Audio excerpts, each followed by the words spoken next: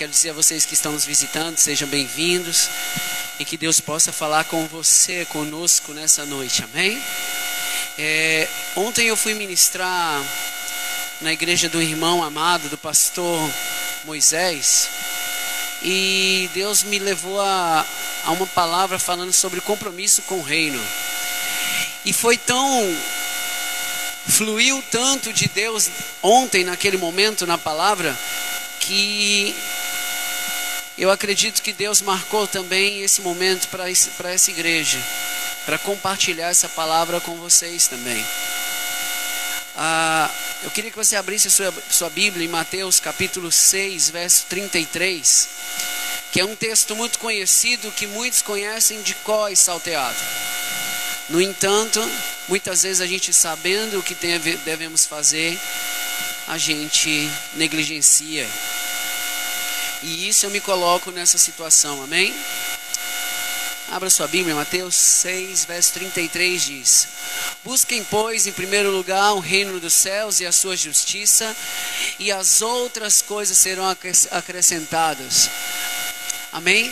Só até aqui, só até o 33 mesmo. Vamos orar? Pai, eu quero te agradecer por essa palavra, te agradecer porque eu sei que grandes coisas o Senhor quer fazer através de nós. E neste momento eu te peço que venha revelar a tua vontade a nós.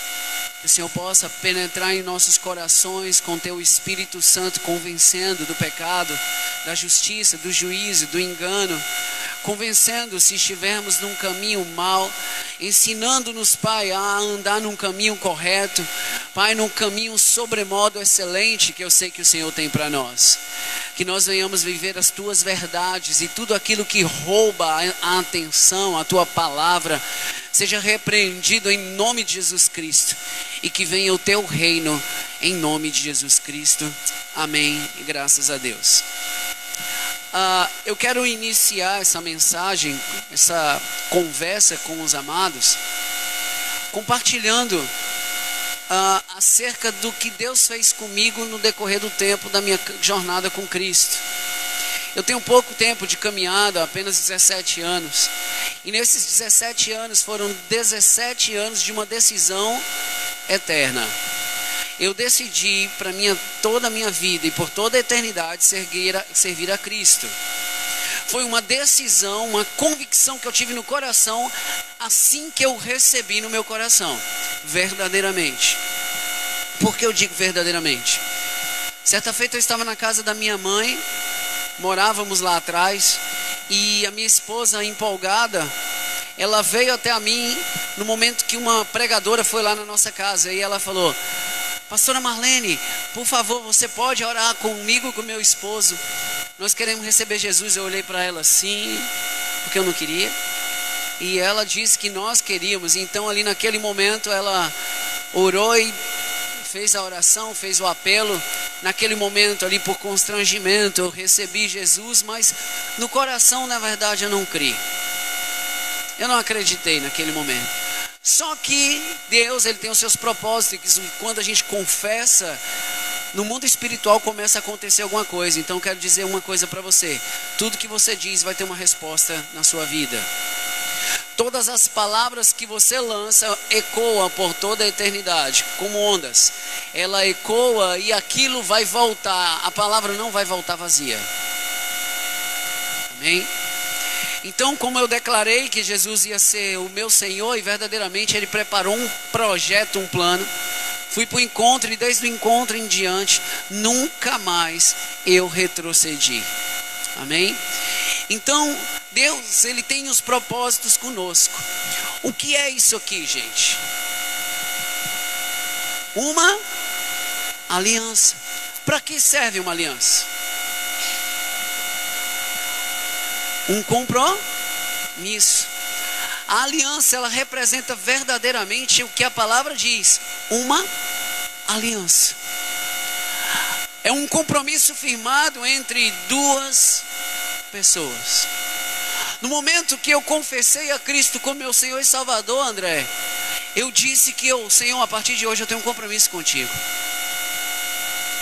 Eu tenho um compromisso com o Senhor. E na na sua palavra, a palavra diz que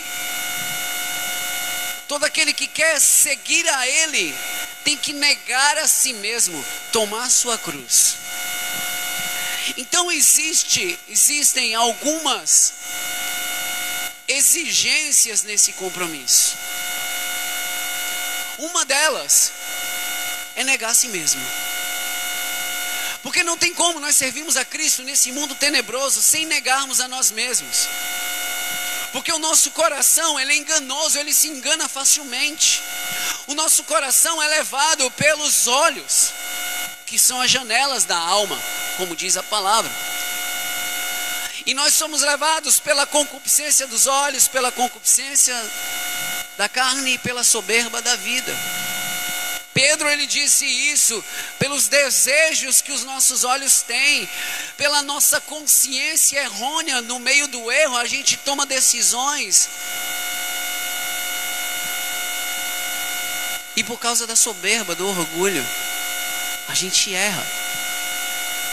Mas mesmo assim, Deus selou um compromisso comigo e com você.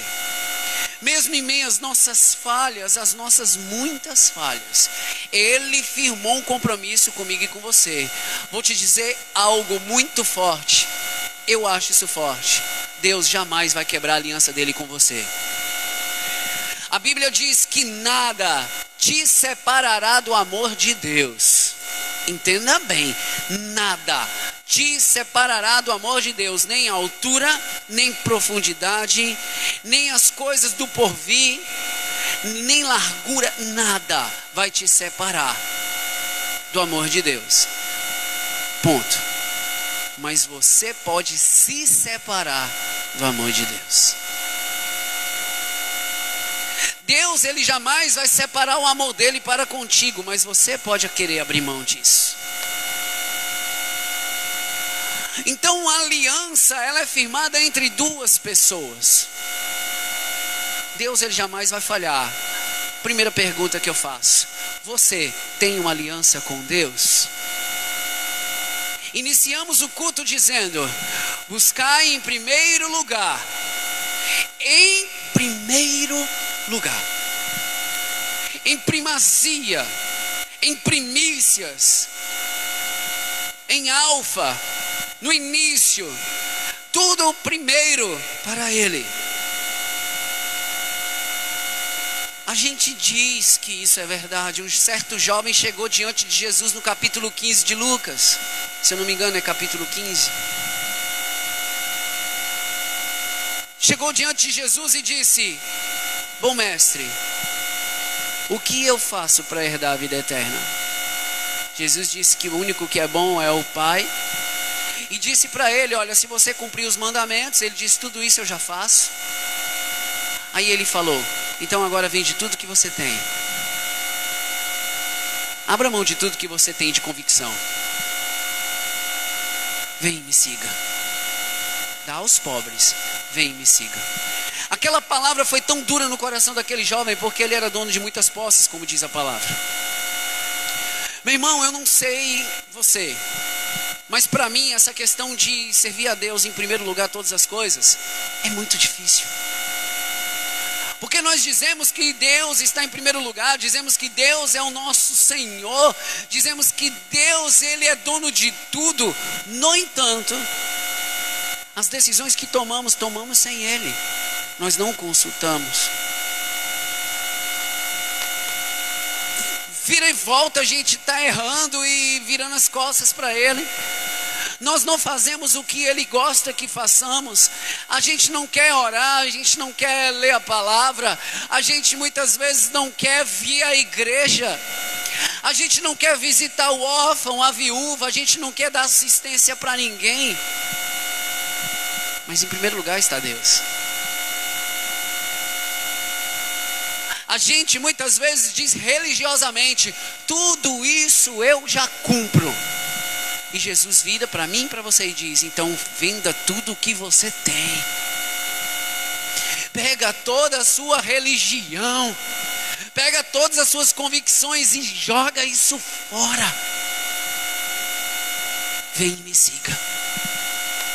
Pegue toda essa crítica que tem no teu coração, pega toda essa desconfiança que tem no teu coração e se lance e me siga. Os discípulos disseram: dura essa palavra, Senhor, quem pode se salvar? Jesus disse: para os homens é impossível, mas para Deus nada é impossível, porque Ele tem uma aliança com você. Ele tem uma aliança com você. Buscai em primeiro lugar o reino. Mas o que é o reino, pastor Fábio? O que é o reino? A palavra diz que se você não estiver pronto a deixar pai, mãe, casas, bens, e por amor a Ele, você não é digno dEle. Então, o que é o reino? Me explica. O reino de Deus é quando nós fazemos a vontade dEle, estabelecemos o reino de Deus. Quando fala deixar pai, mãe, essas coisas, está dizendo que essas coisas não podem ser em primeiro lugar na sua vida. O primeiro mandamento é qual, gente? Amar a Deus sobre todas. É difícil falar isso quando você tem uma filhinha, um filhinho, um bebezinho. É difícil você dizer isso porque você tem um filho, você ama tanto seu filho. E será que você verdadeiramente, ou eu, temos um coração totalmente ligados a Deus ao ponto de que Deus está acima do nosso filho? Convenhamos, meu irmão, é dura sim essa palavra, não é fácil. Não é fácil.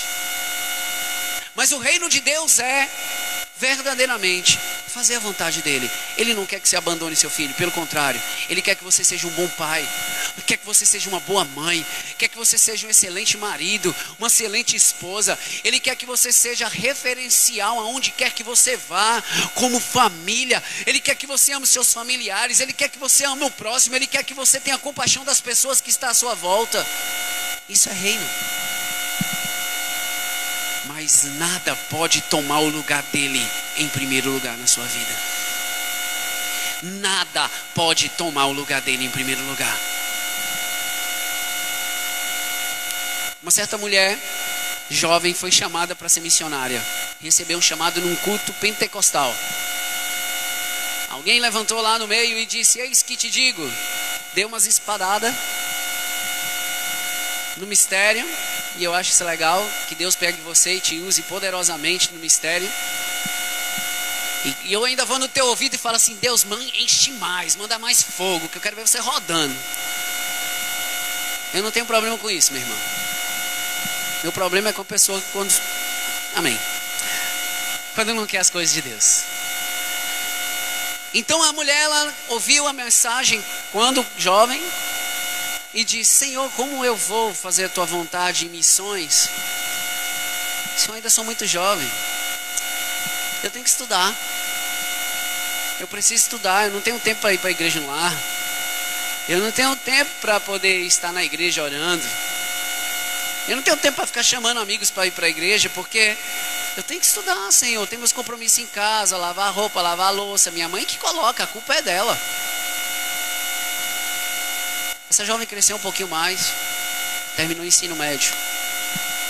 E mais uma vez, num culto, o Senhor toma a diaconisa e: eis que te digo que tu és um missionário, estou te chamando. A jovem, um pouquinho mais velha: Senhor, não posso, porque agora estou fazendo faculdade. Faculdade me toma muito tempo. Eu até estava no ministério servindo, Senhor, mas agora que eu passei na faculdade, o Senhor entende, né? Eu tenho que parar tudo porque é monografia, é tudo tão difícil. E agora, Senhor, apareceu um emprego para mim, um estágio. Então, assim, eu estou me desdobrando entre trabalho e a escola. O Senhor entende, né, Deus? A gente busca o Senhor em qualquer lugar. Aí mais uma vez, passou o tempo. Essa jovem começou a namorar, noivou. E no momento do noivado se levanta mais uma vez um profeta e diz que eu estou te chamando para missões. Dê uma resposta. E ela: Senhor, não posso porque eu estou prestes a casar. Estou preparando o casamento. Estou preparando as coisas para o casamento. Senhor, o Senhor sabe como é difícil. Aliás, Senhor, me abençoa, Senhor, porque está difícil. É tão caro o buffet.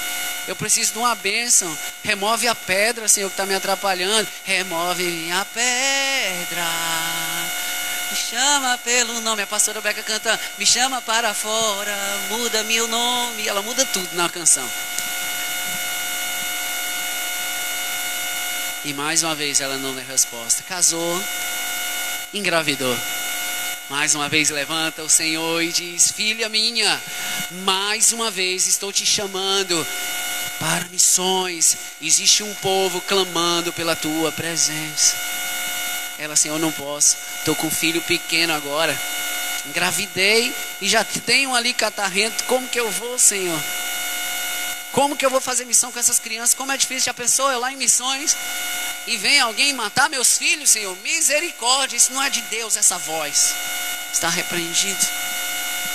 E no culto ela estava lá adorando, levantando as mãos, dizendo que Deus era o Senhor dela. Passou o tempo, o Senhor silenciou por muito tempo.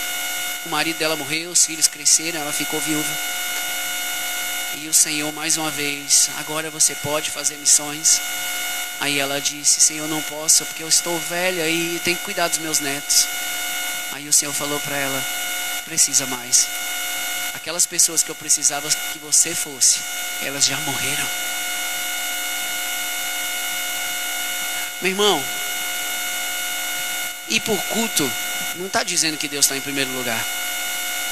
Fazer a vontade de Deus diz que está em primeiro lugar. Não é só estar aqui, também faz parte. Mas segui-lo, ao invés de simplesmente servi-lo, segui-lo é primeiro lugar. Em primeiro lugar, quando nós colocamos Deus em primeiro lugar, a gente gosta de estar com Deus. Não simplesmente ama. Amar a Deus é isso que você está fazendo aqui, ó. Você ama a Deus, você está aqui hoje. Mas gostar de Deus é quando você voltar para casa, você ir para o quarto e orar. E fica lá hora após hora, ficar muito tempo na presença dele. Essa madrugada lá em casa, um demônio inventou de querer fazer barulho na casa. Já viu isso, meu irmão? Que conversa é essa? E eu estava meio adoentado ontem, hoje amanheceu azul adoentado, e eu falei: eu não aceito isso. E acordei de madrugada, passei a madrugada em oração, e Deus me levou a orar por toda a igreja, por líderes, foi lembrando, mostrando os rostinhos, e eu orando. Quando de repente terminei de orar, acabou o barulho do demônio. Olha só como é forte isso. A Zoe nunca viu nada sobre isso. A pastora Beca teve um pesadelo. Antes eu tive um pesadelo. Aí ela me acordou, orei. A pastora Beca teve um pesadelo de um boneco que, quando tinha ira, esse boneco manifestava um demônio nele. E eu estava lá sufocando o boneco no sonho dela. Eu sou muito corajoso mesmo. Ver um boneco desse assim, né? É claro que eu vou: ai meu Deus. Brincadeira. Então, a pastora Beca, ela orou. Ela acordou com muito medo. Ela disse que o ambiente ficou pesado de tanto medo. Literalmente o espírito de medo estava ali. E ela repreendeu aquilo e conseguiu dormir. Uns 15 minutos aproximadamente, ela disse, a Zoe dá um grito lá no quarto. Você está achando que ser cristão não tem guerra, não é? Fica só brincando, meu irmão, que o diabo quer você aí mesmo, brincando de ser crente, fingindo que é crente. E a Zoe dá um grito e corre para a porta do nosso quarto. A gente abriu a porta automaticamente. Ela subiu tremendo em cima da cama, não conseguia falar. Falou: mãe, tinha algo que parecia ser transparente, mas estava tudo escuro. Parecia ser transparente lá no quarto, mãe. E não sei o que. E muito nervosa. E deitou. E cochilou, porque a pastora Beca foi, orou por ela. A gente orou, repreendeu. Eu repreendi assim: ó, Senhor, repreendo o nome de Deus. Eu estava caindo de sono, gente. Estava ruim, eu tinha tomado um remédio. E a pastora Beca repreendeu com ela, orou. E ela dormiu. Assim que ela dormiu, ela... Sabe quando a pessoa está cochilando? Ela falou assim: Charlie, Charlie. Quem já ouviu falar nesse demônio? Alguém aqui já ouviu falar? No ano de 2015, 2016, não foi? Surgiu isso na escola. As crianças chamavam esse Charlie, Charlie, e ele dava respostas para as crianças. É um demônio, gente. A Zoe nunca ouviu falar nisso, mas ela viu. Aí, graças a Deus que ela sabia qual era o demônio, a gente repreendeu e acabou. Ela acordou hoje, e aí, Zoe, você lembra de alguma coisa? Não, pai, só lembro que eu assustei à noite, eu corri para sua cama. Aí, quando ela amanheceu, ela começou a vomitar. A pastora Beck queria levar ela para a UPA e a gente orou. Ela melhorou, só que ela ficou fraquinha, por isso que a pastora não está aqui hoje. Está com a Zoe lá, mas já está melhor, graças a Deus, amém? Não precisa ir tomar soro nem nada disso, ela já melhorou. Então o que eu quero dizer com isso, meu irmão? Nós precisamos estar posicionados e gostar de estar na presença de Deus.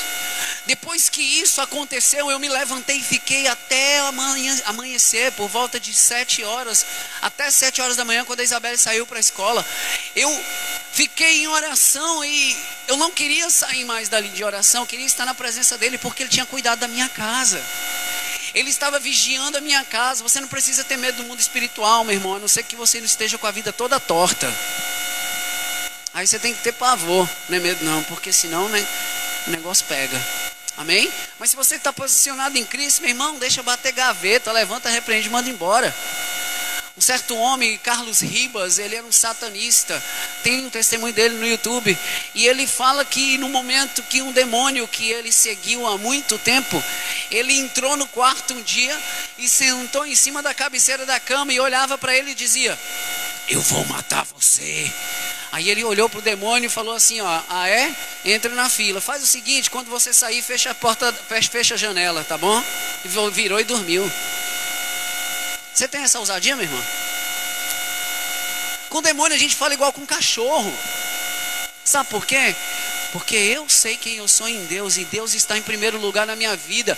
Então eu busco a justiça, o reino dele em primeiro lugar. Não estou preocupado com o demônio, estou preocupado com trevas, eu estou preocupado com o meu relacionamento com ele. Porque se eu tiver um bom relacionamento com ele, meu irmão, eu não preciso ficar jejuando para ter alguma coisa, porque a minha vida já é jejuada. Se a minha vida é jejuada, as bênçãos me alcançam, elas batem em mim, eu não preciso correr atrás delas. Porque Deus está em primeiro lugar na minha vida. Deus olha e fala assim: ele tem uma aliança comigo, então eu abençoo ele. É assim que funciona. Eu e você precisa colocar Deus como primazia nas nossas vidas. Amém ou não amém? Eu quero que você abra em outro texto, está lá em 2ª carta a Timóteo, capítulo 2, versículo 15.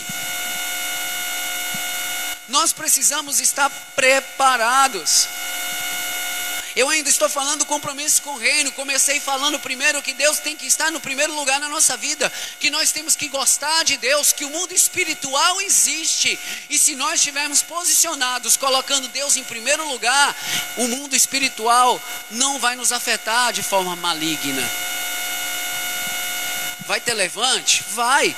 Vai ter guerra, batalha? Vai. Mas você é mais que vencedor em Cristo Jesus. Amém? No capítulo 2, versículo 15, diz o seguinte: procura apresentar-te a Deus aprovado, como obreiro que não tem do que se envergonhar e que maneja corretamente a palavra da verdade. Ei, além de colocar Deus em primeiro lugar, você tem que conhecer Deus. Como você conhece Deus? Hein, Juan? Como você conhece Deus, Alícia? Se não é com a palavra. Não adianta eu vir para os cultos apenas achando que eu vou conhecer Deus aqui. Aquela canção que o Beck disse agora há pouco tempo: eu quero conhecer Jesus, né? Eu quero conhecer Jesus. É conhecer e prosseguir em conhecer. Como que é isso, gente? Se não é estudando a palavra dele dia e noite. Eu só conheço a Deus se eu conhecê-lo na palavra. A palavra vai gerar um relacionamento. E esse relacionamento vai produzir um crescimento. Bible. O que é isso, pastor? Está falando em línguas? Não, eu estou falando que você tem que ser a mulher Bíblia, o homem Bíblia. Amém ou não? As pessoas têm que chegar em você. Você não precisa ter a Bíblia na mão para poder citar um versículo. Ele tem que estar no teu coração. Eu não acredito escatologicamente dessa forma. Pode acontecer, mas eu não acredito dessa forma. Eu acredito que eu vou ser arrebatado antes, mas se não, chegará um tempo, pode chegar um tempo que isso aqui não vai ter mais, que vão queimar a palavra. Aqueles que foram arrebatados, amém, mas e aqueles que não? Se você não tiver a palavra no teu coração, o que você vai fazer? O livro de Eli, né, um filme, mostra isso. Ele era a própria Bíblia. Ele conhecia toda a Bíblia de cor e salteado. Eu não estou falando de você saber de cor e salteado. Eu estou dizendo para você entender a Bíblia. Eu não vivo aqui, ó. Procura apresentar-te como obreiro aprovado, como obreiro que não maneja bem a palavra. Procura o quê, meu Deus? Procura. Eu não fico querendo decorar.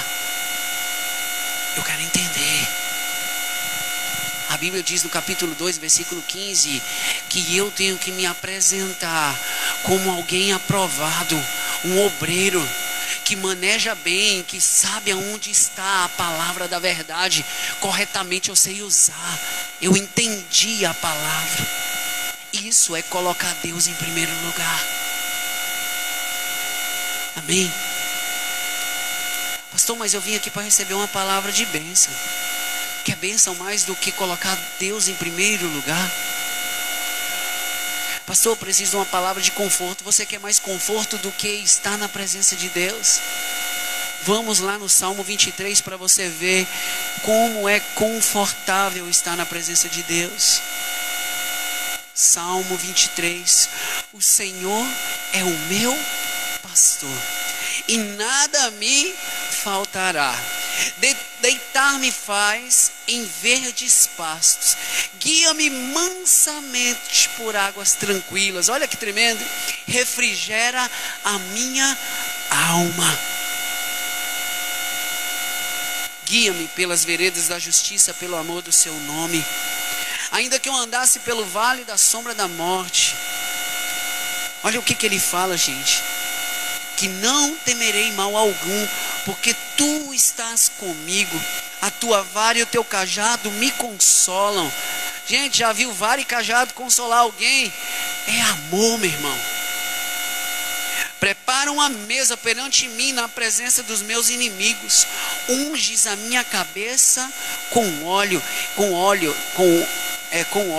e o meu cálice transborda. Certamente que a bondade e a misericórdia me seguirão todos os dias da minha vida, e habitarei na casa do Senhor para todo sempre, por longos dias, eternamente. Quando eu coloco Deus em primeiro lugar, Ele se torna isso na minha vida. Salmo 91, aquele que todo mundo gosta, né? Quem aí sabe o Salmo 91 de cor, que aprenderam lá no catecismo? Não foi? Aquele que habita no esconderijo do Altíssimo, à sombra do Onipotente, descansará. Dirá do Senhor: Ele é o meu Deus, o meu refúgio, a minha fortaleza, e nele confiarei. Porque Ele te livrará do laço do passarinheiro e da peste perniciosa. A Cris sabe de cor ali, ó. Né, Cris? E Ele te cobrirá com as suas penas, debaixo das suas asas estarás seguro, e a sua verdade será o teu escudo e a tua defesa. Aí continua Deus falando que Ele vai cuidar de mim, de você. Mas isso, meu irmão, você precisa colocar Ele em primeiro lugar e buscar a justiça dEle. Agora eu entro na palavra. Tudo isso foi introdução. Vamos puxar agora aqui para os obreiros aprovados que manejam bem a palavra da verdade. Quem são esses? Eita, você levantou a mão. Era tudo que eu queria. Então segura aí, meu irmão. Brincadeira. Como eu digo que o reino de Deus está em primeiro lugar? se muitas vezes eu não consigo fazer o que alegra o coração do meu Deus, que é alcançar vidas? É a primeira coisa que mais alegra a Deus, que alcance vidas. Outra coisa que alegra o Senhor, relacionamento de oração. Alegra o coração de Deus, porque Ele não fez a gente para ser empregados, Ele te fez para ser noiva. Amém ou não amém? Ele não vem buscar um faxineiro ou uma faxineira, Ele vem buscar uma noiva. É isso que Ele vem buscar. Então pare com essa conversa de que eu estou fazendo a obra de Deus e por causa disso você não está nem aí para o que é de dentro, mas está preocupado com o que é de fora. Eu acho que eu ministrei isso há poucos dias atrás, mas eu não vou falar sobre isso. Mas não é importante o externo, meu irmão, o interno é o que está aí dentro, não é o que é aparente. Ele é uma bênção, mas dentro dele existe maldade, dentro dele existe pecados escondidos. Ei, se você está nessa situação hoje, meu irmão, se arrependa. Você pode enganar todo mundo, mas Deus você não engana. Não engana. Não tem jeito de você enganar a Deus. A palavra diz que Ele sonda os corações. A palavra diz que Ele vê em todos os lugares. Ei, Deus está te vendo. Sabe aquele momento que você está íntimo, sozinho com a sua namorada? Deus está vendo. Sabe aquele momento que você está íntimo, sozinho, lá no seu banheiro tomando banho? Deus está vendo. Quando você está com o notebook sozinho, Deus está vendo. Se a palavra está te incomodando, meu irmão, é porque está fazendo efeito.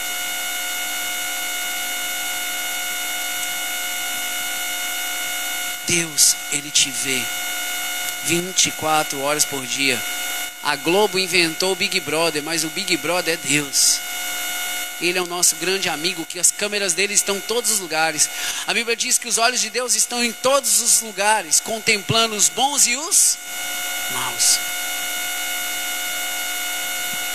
Seu Luiz, Ele te vê em todos os lugares. Como me esconderei dele? Se eu vou mais para o profundo do abismo, lá tu estás. Se eu vou para o mais alto monte, lá tu estás. Em todos os lugares Ele está, porque Ele é onipresente.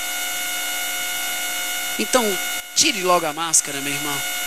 Tenha uma atitude diferente hoje. Mude o seu posicionamento com Deus. Se está afastado, volte para a presença dEle. Não estou falando de virar crentezinho, de vir para a igreja direto. Não. Vir para a igreja é o resultado de um relacionamento. E aí você tem a alegria em estar servindo na casa do Senhor. Aí aqui eu já entro em outra parte. Quando eu tenho um relacionamento com Deus, eu me alegro em servir a minha liderança. Eu me alegro em servir a visão que Deus deu ao meu pastor.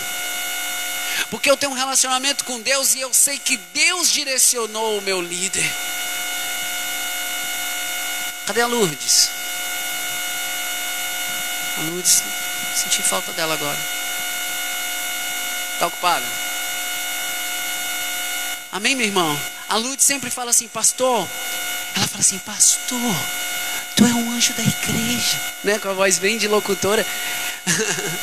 E quando ela fala isso, ela fala assim, pastor, eu não simplesmente sirvo o Senhor por causa do Senhor, mas é porque eu sei que Jesus guia o Senhor. Então eu olho para o Senhor, eu vejo Jesus. Meu irmão, que responsabilidade e que entendimento. Porque se eu olhar para o meu pastor como eu olho para Jesus, então, meu irmão, eu vou amá-lo, eu vou segui-lo, eu vou servi-lo, eu vou estar pronto para o que der e vier, eu vou ser submisso.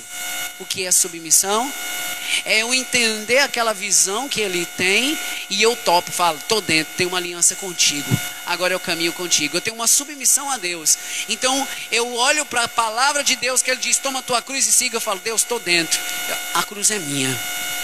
Por isso que sou chamado de cristão, porque eu sou submisso a Cristo. Eu sou submisso à missão dele. Qual é a missão dele? Ide por todo mundo, fazer discípulos de todas as nações, batizando em nome do Pai, do Filho e do Espírito Santo. Quem crê e for batizado será salvo. Contudo, quem não crê já está condenado. Qual é a visão de Cristo? Ei, toma a tua cruz e me siga. Qual é a visão de Cristo?